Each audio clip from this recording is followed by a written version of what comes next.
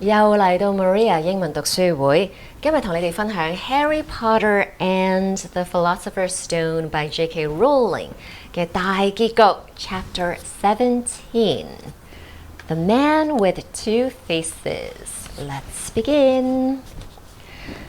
It was Quirrell. You? Gasped Harry. Quirrell smiled. His face wasn't twitching at all. Me, he said calmly. I wondered whether I'd be meeting you here, Potter. But I thought, Snape, Severus? Quirrell laughed, and it wasn't his usual quivering treble either, but cold and sharp. Yes, Severus does seem the type, doesn't he? So useful to have him swooping around like an overgrown bat. Next to him, who would suspect? Poor stuttering Professor Quirrell. Harry couldn't take it in. This couldn't be true. It couldn't. But Snape tried to kill me. No. I tried to kill you. Your friend Miss Granger accidentally knocked me over as she rushed to set fire to Snape at that Quidditch match. She broke my eye contact with you. Another few seconds, and I'd have got you off that broom. I'd have managed it before then if Snape hadn't been muttering a counter curse, trying to save you. Snape was trying to save me? Of course, said Quirrell coolly. Why do you think he wanted to referee your next match? He was trying to make sure I didn't do it again. Funny, really. He needn't have bothered. I couldn't do anything with Dumbledore watching. All the other teachers thought Snape was trying to stop Gryffindor winning. He did make himself unpopular, and what a waste of time, when after all that, I'm going to kill you tonight. Quirrell snapped his fingers. Ropes sprang out of thin air and wrapped themselves tightly around Harry. You're too nosy to live, Potter. Scurrying around the school at Halloween like that. For all I knew, you'd see me coming to look at what was guarding the stone. You let the troll in? Certainly. I have a special gift with trolls. You must have seen what I did to the one in the chamber back there. Unfortunately, while everyone else was running around looking for it, Snape, who was already suspecting me, went straight to the third floor to head me off. And not only did my troll fail to beat you to death, the three-headed dog didn't even manage to bite Snape's leg off properly. Now wait quietly, Potter. I need to examine this interesting mirror. It was only then that Harry realized what was standing behind Quirrell. It was the mirror of Erised.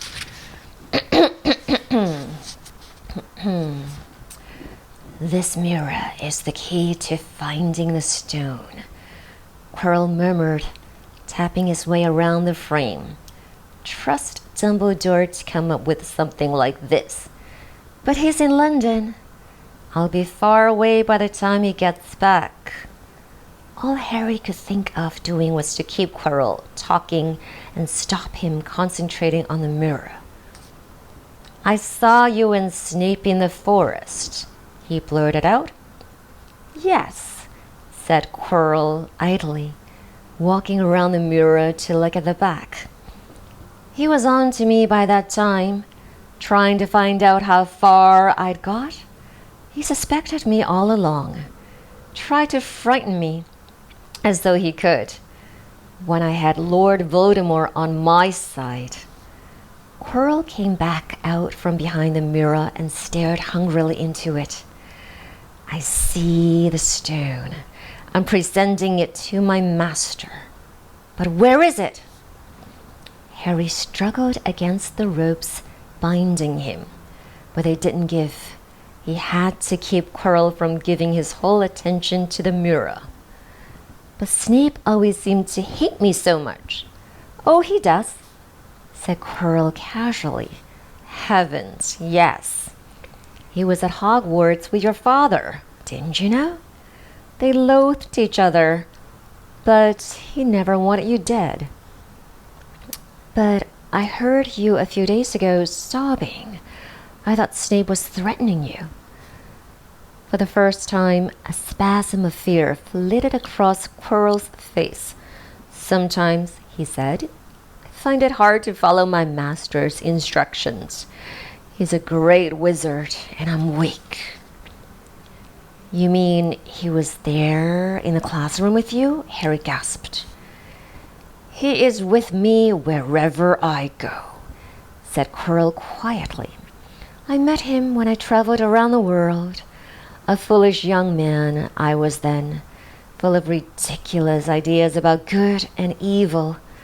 Lord Voldemort showed me how wrong I was. There's no good and evil. There is only power.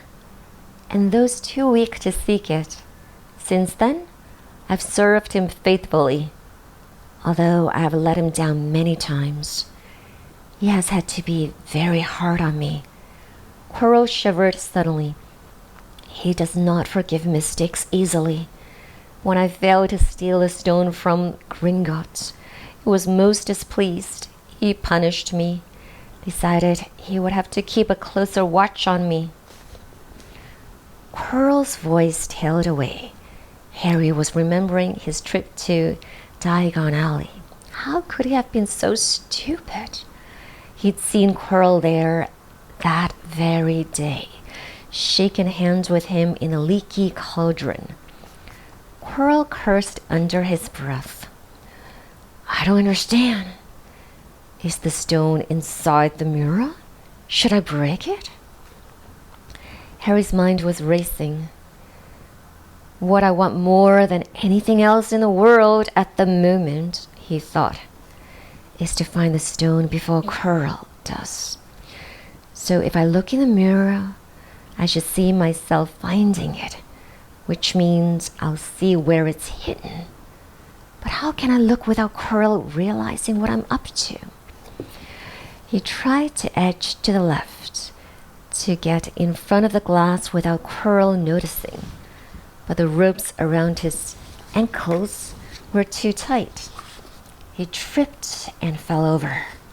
Quirrell ignored him. He was still talking to himself. What does this mirror do?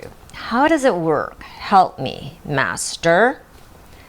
And to Harry's horror, a voice answered, and the voice seemed to come from Quirrell himself. Use the boy, use the boy. Quirrell rounded on Harry. Yes, Potter, come here. He clapped his hands once, and the ropes binding Harry fell off. Harry got slowly to his feet. Come here, Quirrell repeated. Look in the mirror and tell me what you see. Harry walked towards him. I must lie, he thought desperately. I must look and lie about what I see, that's all. Quirrell moved close behind him. Harry breathed in the funny smell that seemed to come from Quirrell's turban. He closed his eyes, stepped in front of the mirror, and opened them again. He saw his reflection, pale and scared looking at first, but a moment later, the reflection smiled at him. It put its hand into its pocket and pulled out a blood-red stone. It winked and put the stone back in its pocket. And as it did so, Harry felt something heavy drop into his real pocket. Somehow, incredibly, he'd got the stone. Well, said Quirrell impatiently. What do you see? Harry screwed up his courage. I see myself shaking hands with Dumbledore, he invented. I've won the house cup for Gryffindor. Quirrell cursed again. Get out of the way, he said. As Harry moved aside, he felt the Philosopher's Stone against his leg. Dare he break dare he make a break for it. But he hadn't walked 5 paces before a high voice spoke through Quirrell wasn't moving his lips. He lies, he lies. Potter, come back here, Quirrell shouted. Tell me the truth. What did you just see? The high voice spoke again. Let me speak to him face to face. Master, you're not strong enough. I have strength enough for this. Harry felt as if Devil's Snare was rooting him to the spot. He couldn't move a muscle, petrified. He watched as Quirrell reached up and began to unwrap his turban. What was going on? The turban fell away. Quirrell's head looked strangely small without it. Then he turned slowly on the spot. Harry would have screamed, but he couldn't make a sound. Where there should have been a back to Quirrell's head, there was a face, the most terrible face Harry had ever seen. It was chalk white with glaring red eyes and slits for nostrils, like a snake. Harry Potter, it whispered. Harry tried to take a step backwards, but his legs wouldn't move. See what I have become, the face said. Mere shadow and vapor. I have form only when I can share another's body. But there have always been those willing to let me into their hearts and minds. Unicorn blood has strengthened me these past weeks. You saw faithful Quirrell drinking it for me in the forest. And once I have the elixir of life, I will be able to create a body of my own. Now, why don't you give me that stone in your pocket? So he knew. The feeling suddenly surged back into Harry's legs. He stumbled backwards. Don't be a fool, snarled the face. Better save your own life and join me, or you'll meet the same end as your parents. They died begging me for mercy. Liar! Harry shouted suddenly. Quirrell was walking backwards at him, so that Voldemort could still see him. The evil face was now smiling. How touching, it hissed. I always value bravery. Yes. Boy, your parents were brave. I killed your father first, and he put up a courageous fight. But your mother needn't have died. She was trying to protect you. Now, give me the stone, unless you want her to have died in vain. Never! Harry sprang towards the flame door, but Voldemort screamed, Seize him! And next second, Harry felt Quirrell's hand close on his wrist. At once, a needle-sharp pain seared across Harry's scar. His head felt as though it was about to split in two. He yelled, struggling with all his might, and to his surprise, Quirrell let it go of him. The pain in his head lessened. He looked around wildly to see where Quirrell had gone, and saw him hunched in pain, looking at his fingers. They were blistering before his eyes. Seize him! Seize him! Shrieked Voldemort again, and Quirrell lunged, knocking Harry clean off his feet, landing on top of him, both hands around Harry's neck. Harry's scar was almost blinding him with pain, yet he could see Quirrell howling in agony. Master, I cannot hold him! My hand! My hand! And Quirrell, though pinning Harry to the ground with his knees, let go of his neck and stared, bewildered, at his own palms. Harry could see they looked burnt, raw, red, and shiny. Then kill him, fool, and be done, screeched Voldemort.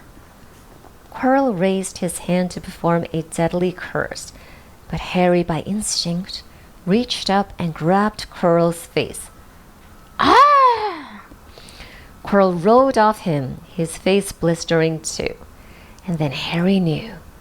Quirrell couldn't touch his bare skin, not without suffering terrible pain.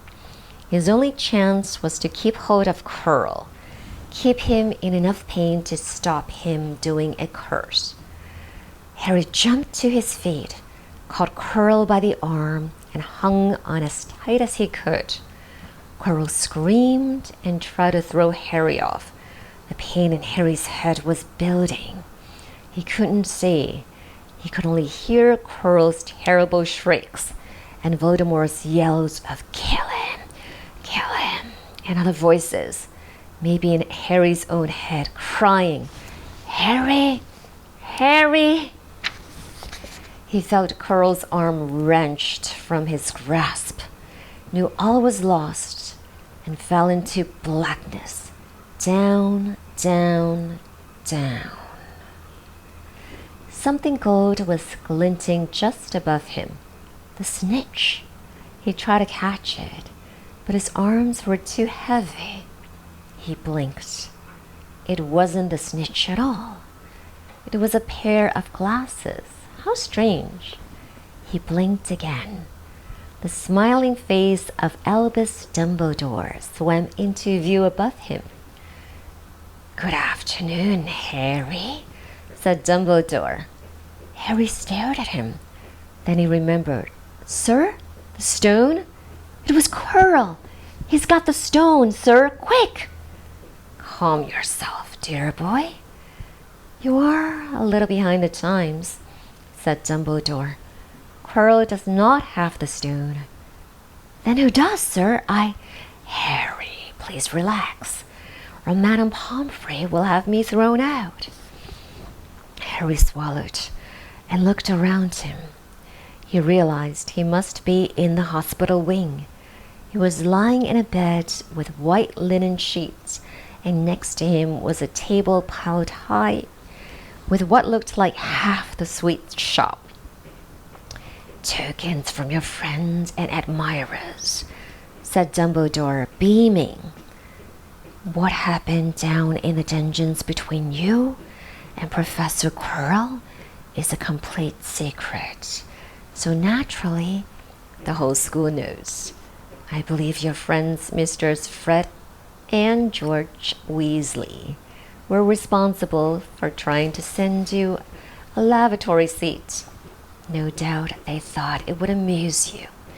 Madame Pomfrey, however, felt it might not be very hygienic and confiscated it." "How long have I been in here?" 3 days. Mr. Ronald Weasley and Miss Granger will be most relieved you have come around. They have been extremely worried." "But sir, the stone?" "I see you're not to be distracted. Very well, the stone. Professor Quirrell did not manage to take it from you. I arrived in time to prevent that. Although you were doing very well on your own, I must say." "You got there? You got Hermione's owl?" "We must have crossed in midair. No sooner had I reached London than it became clear to me that the place I should be was the one I had just left. I arrived just in time to pull Quirrell off you." "It was you?" "I feared I might just be too late." "You nearly were. I couldn't have kept him off the stone much longer." "Not the stone, boy. You.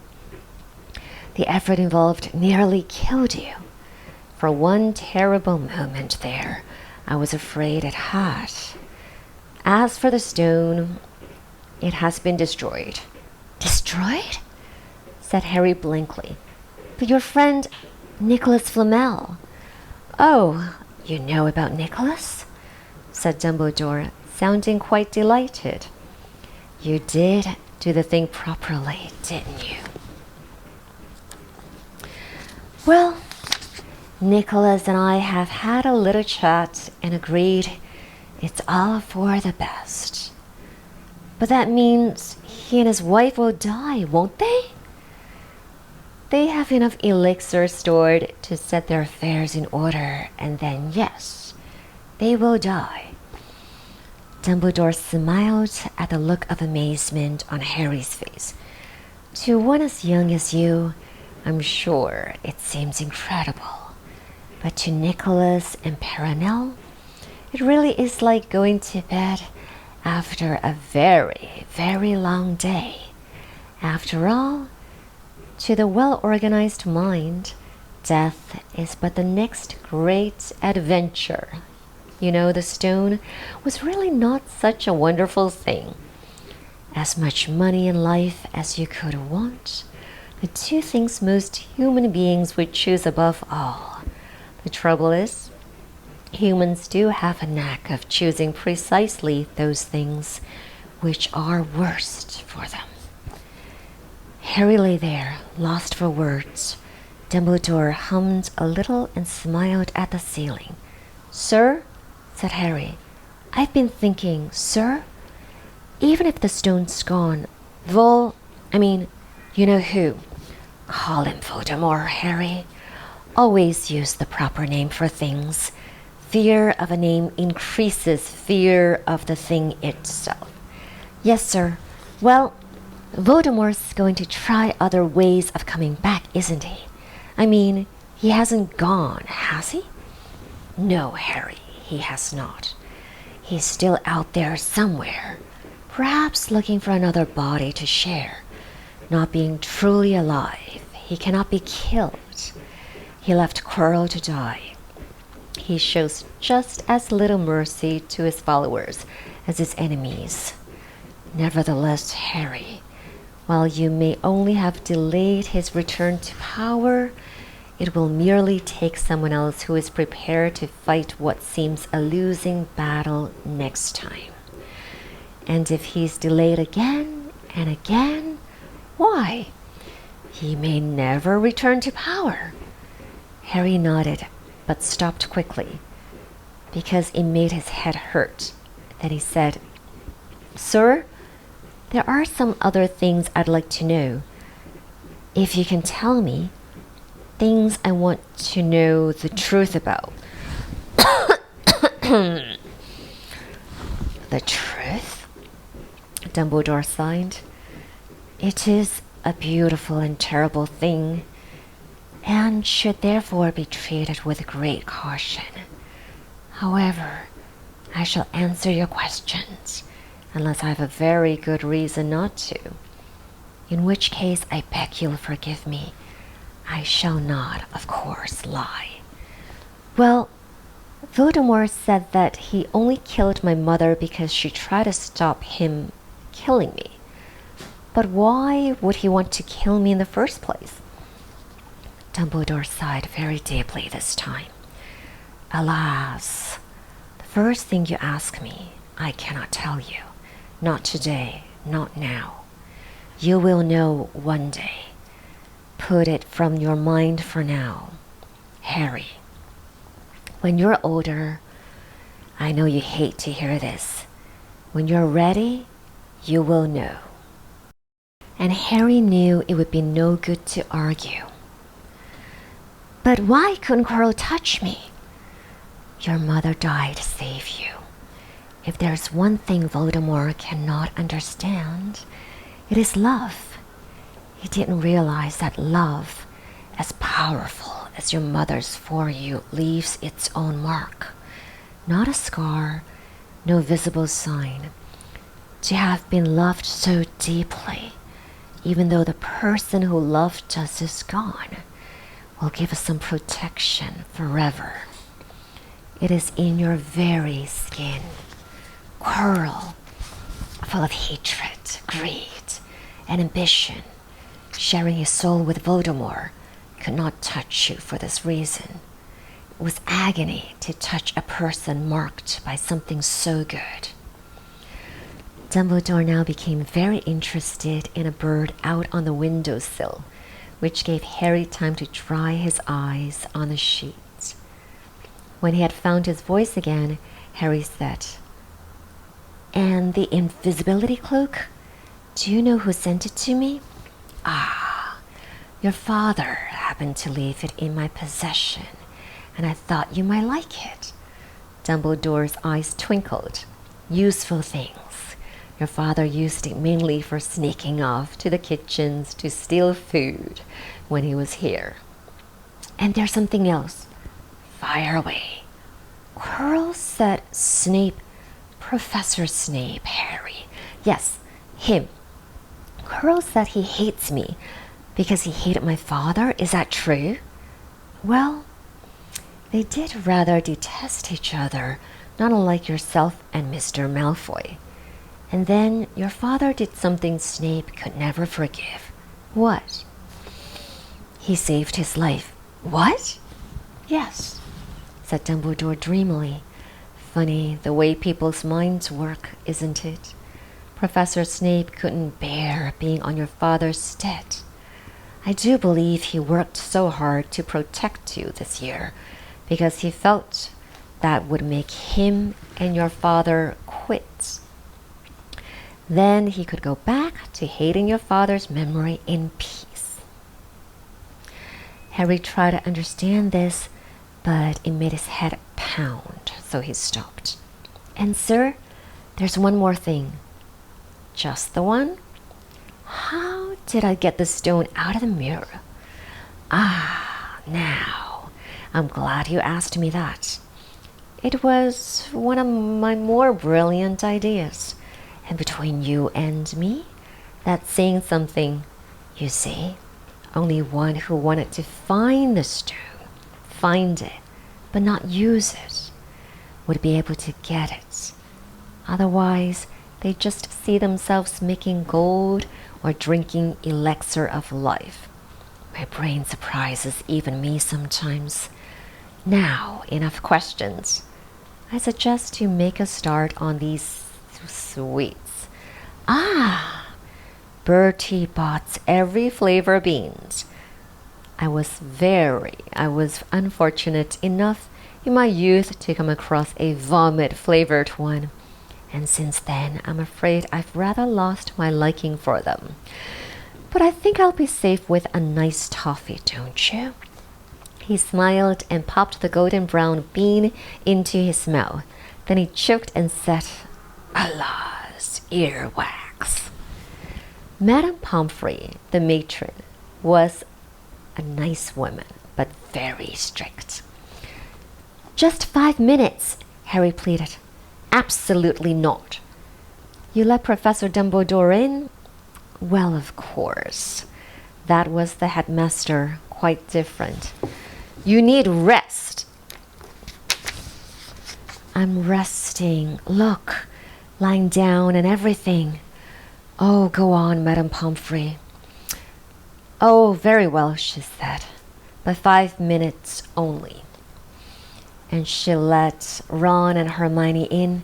"Harry!" Hermione looked ready to fling her arms around him again, but Harry was glad she held herself in as his head was still very sore. "Oh, Harry, we were sure you were going to..."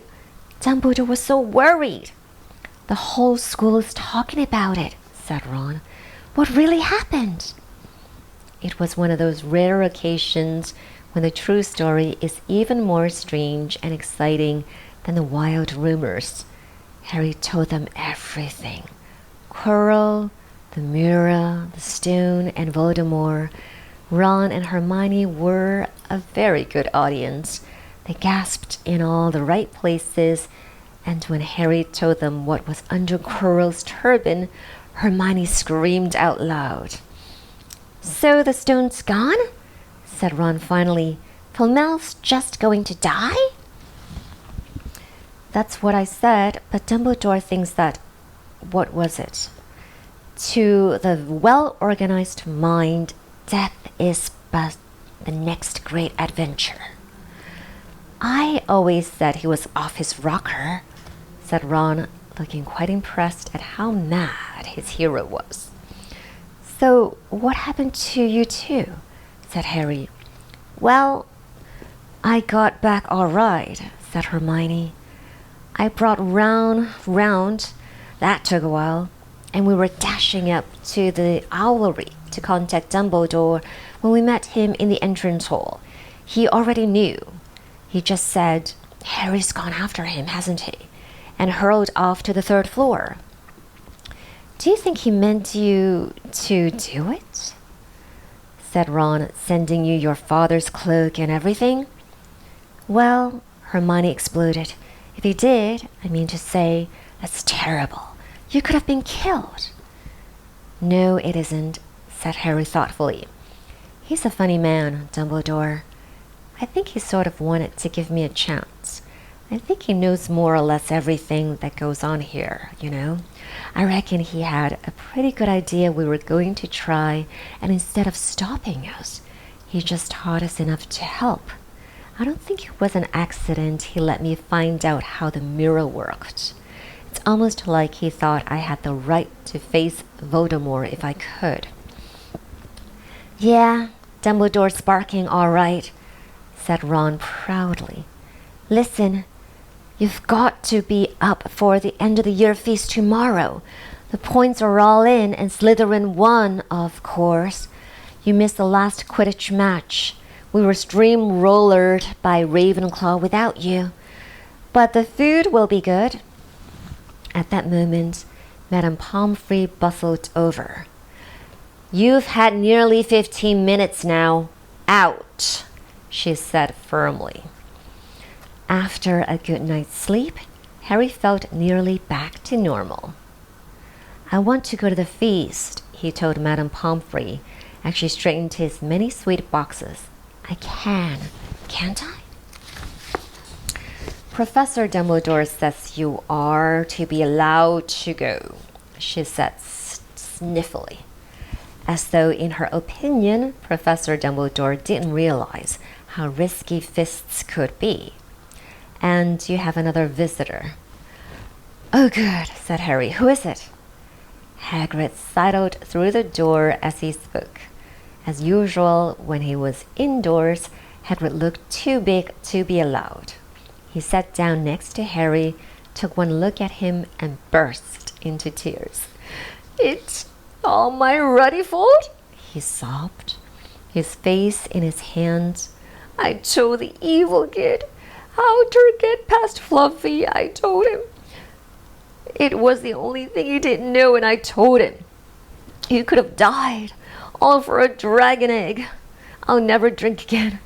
I should be chucked out and made to live as a muggle.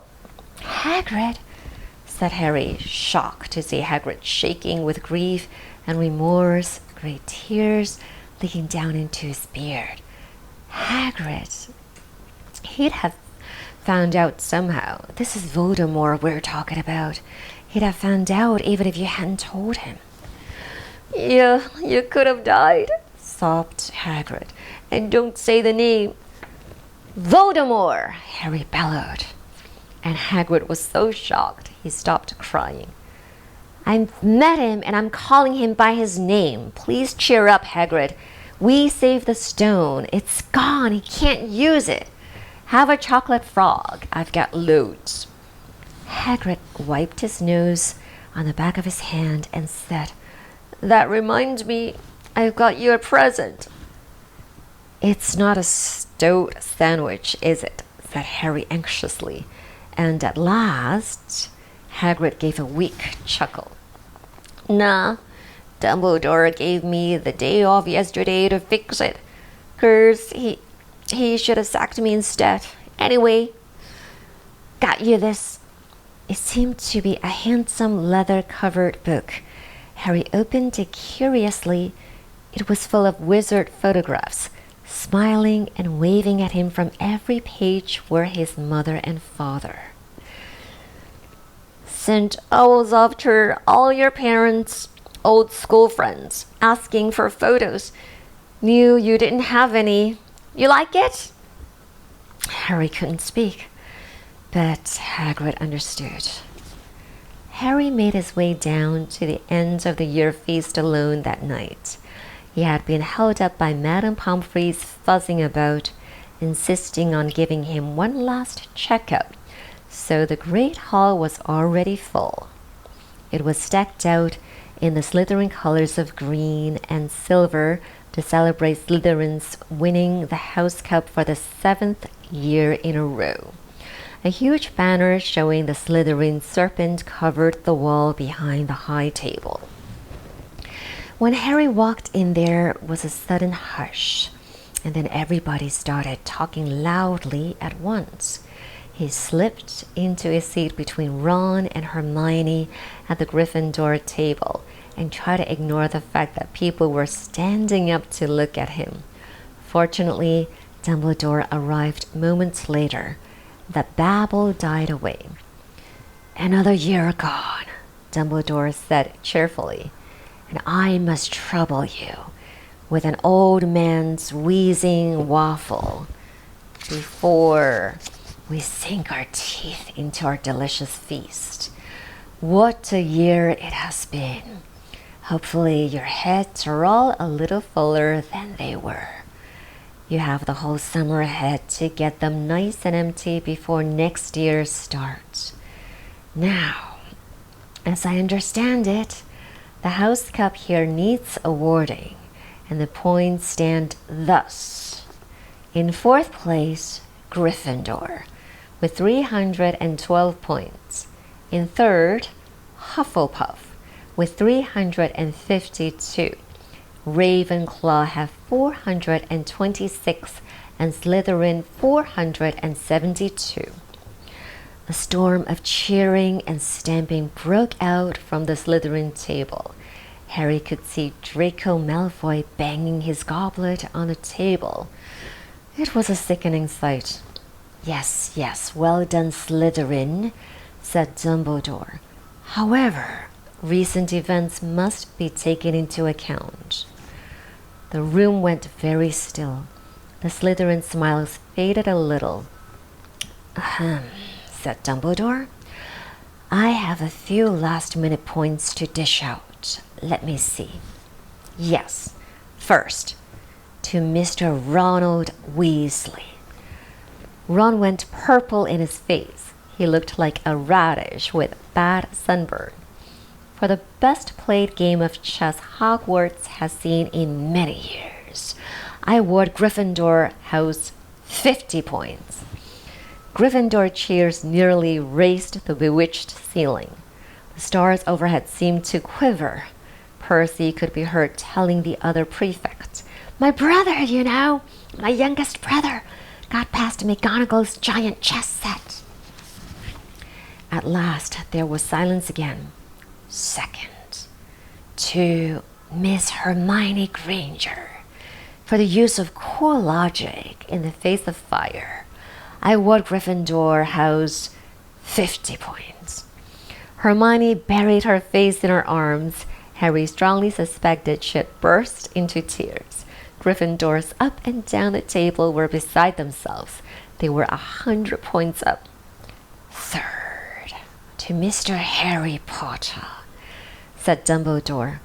The room went deadly quiet. "For pure nerve and outstanding courage, I award Gryffindor House 60 points." The din was deafening.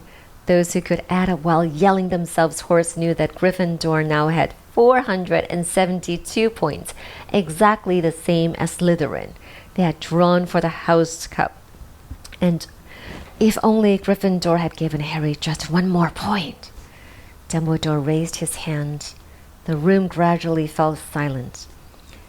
"There are all kinds of courage," said Dumbledore, smiling.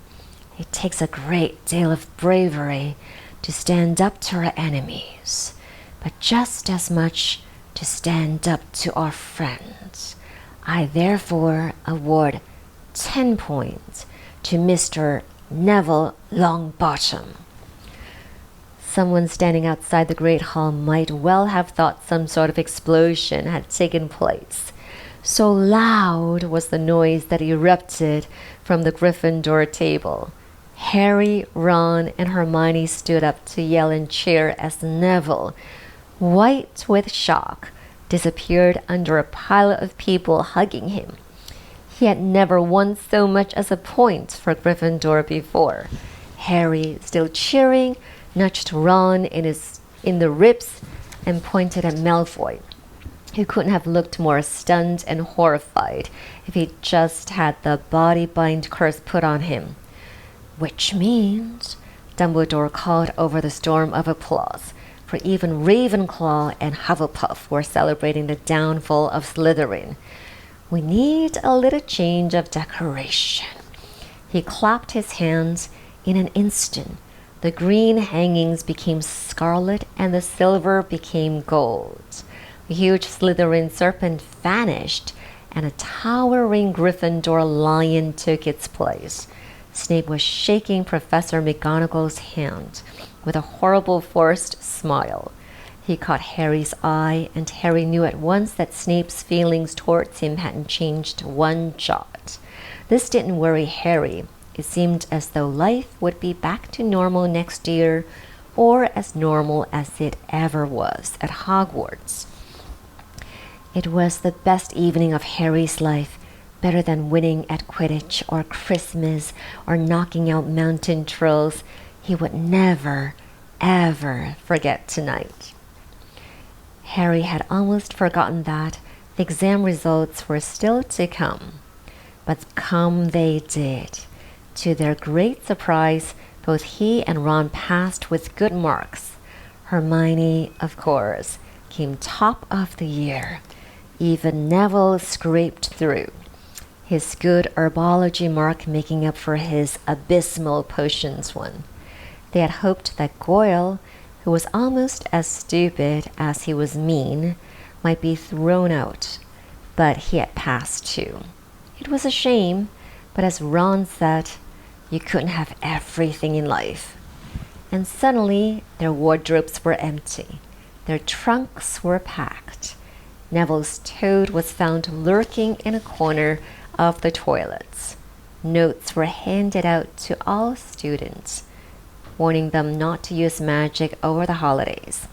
I'll always hope they'll forget to give us these, said Fred Weasley sadly. Hagrid was there to take them down to the fleet of boats that sailed across the lake. They were boarding the Hogwarts Express, talking and laughing as the countryside became greener and tidier, eating Bertie Bott's every flavor beans as they sped past Muggle towns, pulling off their wizard robes and putting on jackets and coats, pulling into platform 9 3/4 at King's Cross Station. It took quite a while for them all to get off the platform. A wizened old guard was up by the ticket barrier, letting them go through the gate in 2s and 3s so they didn't attract attention by all bursting out of a solid wall at once and alarming the Muggles.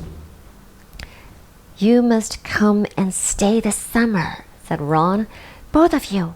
I'll send you an owl. Thanks, said Harry. I'll need something to look forward to. People jostled them as they moved towards the gateway back to the Muggle world. Some of them called, Bye, Harry. See you, Potter. Still famous, said Ron, grinning at him. Not where I'm going, I promise you, said Harry. He, Ron, and Hermione passed through the gateway together. There he is, Mom. There he is, look. It was Ginny Weasley, Ron's younger sister, but she wasn't pointing at Ron. Harry Potter, she squealed. Look, Mom, I can see. Be quiet, Ginny, and it's rude to point. Mrs. Weasley smiled down at them. Busy year? She said. Very, said Harry. Thanks for the fudge and the jumper, Mrs. Weasley. Oh, it was nothing, dear. Ready, are you? It was Uncle Vernon, still purple-faced, still mustached, still looking furious at the nerve of Harry, carrying an owl in a cage in a station full of ordinary people.